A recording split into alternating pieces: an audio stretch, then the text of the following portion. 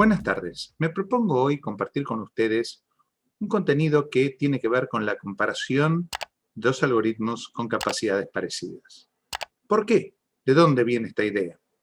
Bueno, un alumno me dijo, ¿qué diferencia hay entre lo que puedo hacer con Valles Ingenuo y lo que puedo hacer con vecinos cercanos?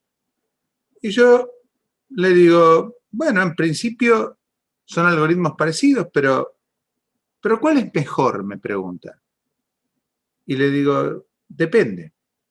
Para algunos problemas será mejor usar uno, para otros será mejor usar otro. Y entonces me dice, ¿siempre hay que probar?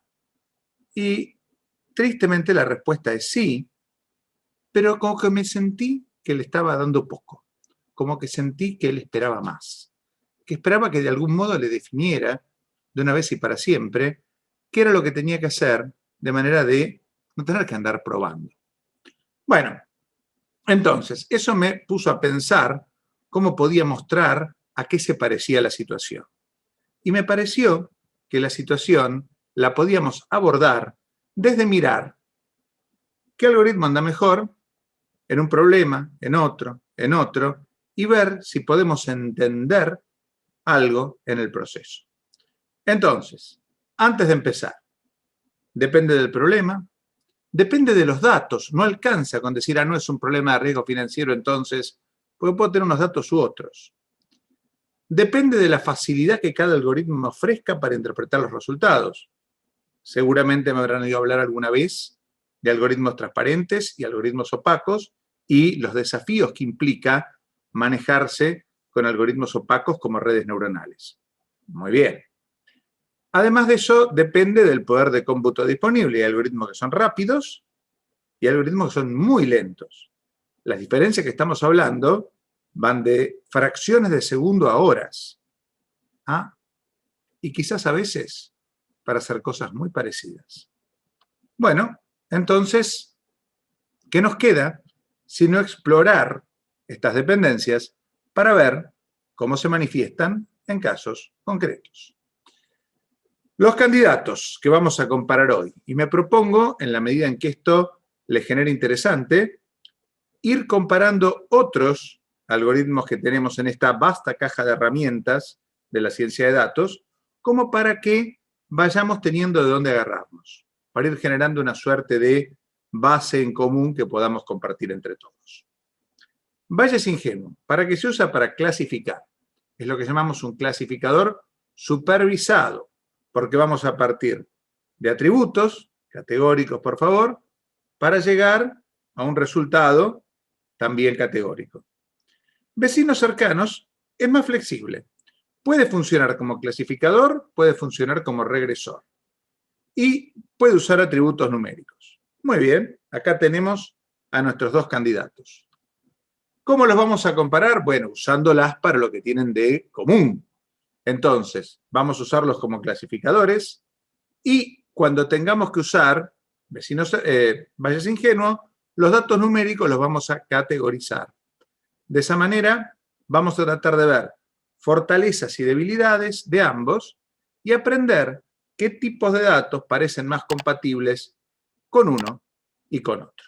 Entonces, ¿qué problemas vamos a abordar? Primero, vamos a poner un conjunto bidimensional que va a tener la forma de un tablero de ajedrez de 2 filas por 2 columnas.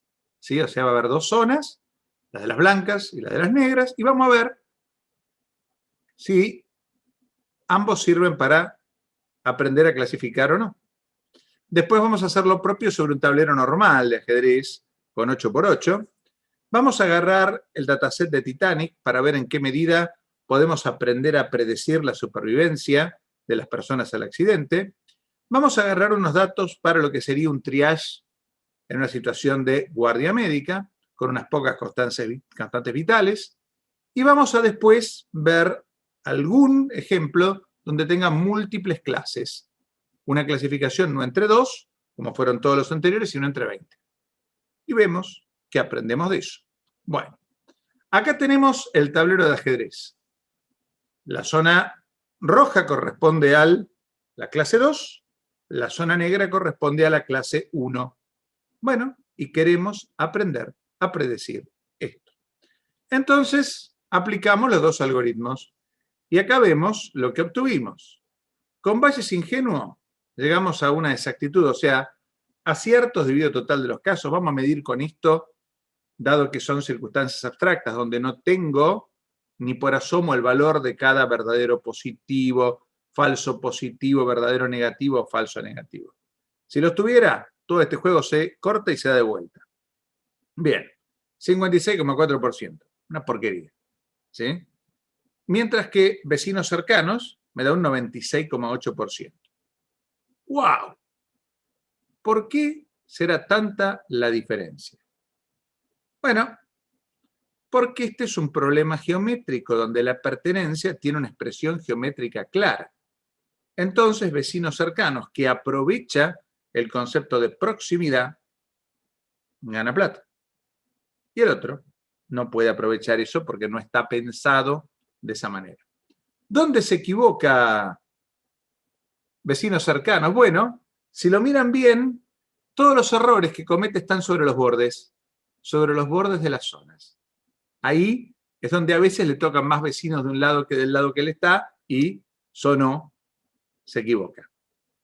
Lo cual nos hace reflexionar sobre cómo está trabajando vecinos cercanos. Muy bien. ¿Qué pasa cuando vamos al ajedrez 8×8? A esto se parecen los datos y a esto se parecen los resultados. A Bayes ingenuo no le va mejor, a vecinos cercanos le va un poquito peor, pero creo que ya sabemos por qué. Porque hay más zonas de fronteras, entonces tengo más posibilidades de cometer errores. Fíjense, los errores ahora no solo son más, sino que están sobre los bordes. Muy bien, fantástico. Al haber más bordes, puedo cometer más errores. Entonces, fortaleza de vecinos cercanos que aprendemos de esto es cuando la proximidad de los datos me habla de que son próximos en las categorías, y la debilidad de vecinos cercanos es cuando las fronteras entre las categorías son finitas y o complejas. Muy bien. Vamos al dataset del Titanic. Acá, nuestro amigo Bayes ingenuo acierta un 75,8% de las veces. Ustedes dirán, ¿eso es poco o es mucho? Nunca es poco o es mucho si uno compara con algo. Pero lo que yo les diría, aunque acertara un 99% de las veces y el que se muere soy yo, me parece una porquería. Bien. Vecinos cercanos, acierto un poquitito más, 79,3. Fantástico. Una cosa para estudiar acá, que se las dejo como ejercicio, es cambien la cantidad de vecinos cercanos. Todo está hecho con 3, pero puede ser instructivo intentar explorar cómo cambian estas tasas de error cuando uno va poniendo más vecinos. Y eso se puede hacer para cada uno de los problemas. En la sección de comentarios van a encontrar el link al código que usé y el link a los datos como para que lo puedan reproducir y puedan jugar. Pero tengan en cuenta que no va a dar igual porque hay muchas cosas que dependen de tomar conjuntos al azar y nunca los vamos a tomar igual ustedes y yo. A menos que yo hiciera lo que considero una trampa de usar el set seed para que ustedes puedan reproducir mi secuencia de números aleatorios. Con lo cual, a muchos les estaría ocultando este hecho de que los resultados dependen. Prefiero que exploremos qué pasa con esa dependencia de los resultados. O sea, ¿entre cuánto y cuánto puede variar? ¿Más o menos un 10%? ¿Más o menos un 1%? Puede ser instructivo y seguro es mucho más importante que esconder el error atrás de un set seed. Muy bien, justamente acá hicimos eso. Corrí 1000 veces el modelo y me fijé cuánto me dio la exactitud en cada corrida. ¿Cómo lo corrí 1000 veces? Seleccionando 1000 conjuntos distintos de train y test. Y entonces no me dio lo mismo para todos la exactitud. Bueno, para Bayes ingenuo me da por acá, en algún lugar centrado del 77%, digamos, mientras que para KNN me da en algún lugar del 80%. Pero ven que me puede dar hasta 82, hasta 84 o hasta 76. Hasta podría haber alguno de estos que le ganara a alguno de estos. Y de ahí no sacaríamos nunca jamás la conclusión de que este pudiera ser mejor para este problema y estos datos. Sino que hay que mirar lo que pasa con las dos distribuciones. Si no, uno se engaña. Muy bien. Para el problema de triage, ¿sí? ¿Qué teníamos acá? Algunas constantes vitales. La temperatura, la tensión arterial alta, la tensión arterial baja, la saturación de oxígeno y las pulsaciones cardíacas, el ritmo cardíaco. Muy bien. Acá tuvimos una tasa de aciertos del 88,2. Acá tuvimos una tasa de acierto del 95,7. Y ustedes acá se empiezan a preguntar, Ignacio, es que no hay un conjunto para Valles ingenuo, pobre Valles. ¿Era tan ingenuo? Bueno, no era ningún ingenuo Valles, ¿sí? Acá de vuelta hago las dos distribuciones para que podamos ver. Este acá en 96, ¿sí? Ven que este hasta 96 no llega, ¿sí? Hasta 95 no llega, con lo cual estas dos sí son bien disjuntas. Acá no me podría haber equivocado por tener mala suerte. Bueno, muy bien, perfecto. Acá te muestro a qué se parece el conjunto que se llama multiclase. Tiene 20 atributos y vamos a tener una clase C, que es lo que vamos a querer predecir, y vamos a tener 21 de esas clases. O sea que tenemos para entretenernos. Muy bien. Acá les muestro las correlaciones entre las variables. Y que ven ustedes todos ladrillitos negros, todos bloquecitos. ¿Qué significa esto? Muy fácil. Que no tenemos en ningún caso ninguna correlación. Son todos bien al azar, una variable respecto de las otras. ¿Y eso ayuda? Veamos. Acá les hago la matriz de confusión, o sea, cuántos aciertos y cuántos errores comete nuestro amigo Valles ingenuo. Vemos la diagonal es donde viven los aciertos, tenemos una diagonal bien nutrida, fuera de la diagonal tenemos los errores, sobre todo lejos de la diagonal tenemos pocos casos, quiere decir que comete pocos errores lejanos. Si en mi clasificación lo cercano y lo lejano fuera importante, eso acá estaría muy bien, sería muy importante. Por ejemplo, si estuviéramos haciendo algún problema, como el que yo alguna vez tuve que hacer, que era decidir si la ambulancia se mandaba en 2 horas, 40 minutos, 30 minutos o 15 minutos. Es mucho más grave equivocarse de 15 minutos a 2 horas que equivocarse de 15 minutos a 30 minutos. Bien. Entonces, hasta podríamos considerar que los que están cerca de la diagonal son casi aciertos. Bueno, interesante. ¿Qué pasó con vecinos cercanos? Acá tenemos la matriz de confusión. ¿Cómo ven la diagonal? Yo la veo mucho menos poblada. ¿Cómo ven fuera de la diagonal? Yo lo veo mucho más poblado. Y además, veo muchos desaciertos lejanos. Bueno, ¿por qué ocurre esto? Porque este no era un problema que estuviera geográficamente limitado. Acá las clases no tienen límites geográficos, los límites están marcados de otra manera. Y tengo una gran complejidad en la geometría, porque claro, estoy viviendo en un mundo de 20 dimensiones. No es lo mismo. Muy bien.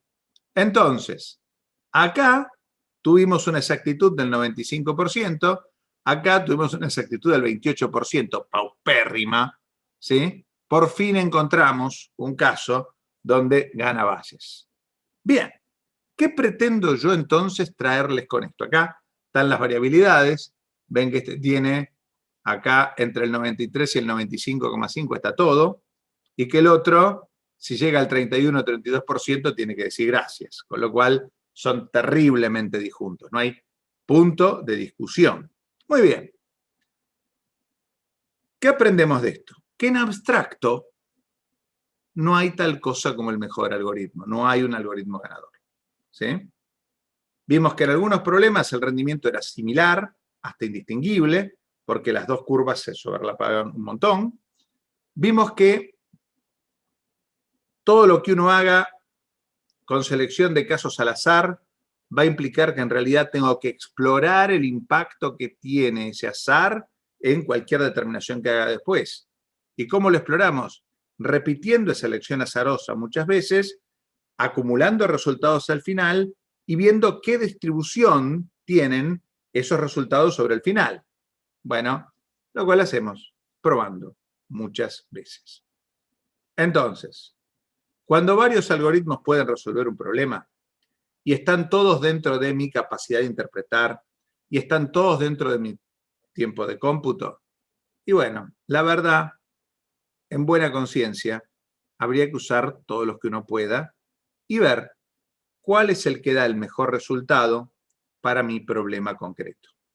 Bueno, espero que con esto mi alumno dubitativo quede menos triste y se convenza que no tenemos más remedio que hacer las pruebas. Muchísimas gracias por la atención. Si tienen ganas de hacernos algún comentario, muy bienvenido. Lo dejan acá abajo en la caja de comentarios. Y si este tema les interesa y nos lo hacen saber, iremos incorporando comparaciones entre otros algoritmos que tengan distintas virtudes y defectos. De nuevo, hasta pronto y que la pasen muy, pero muy, muy bien.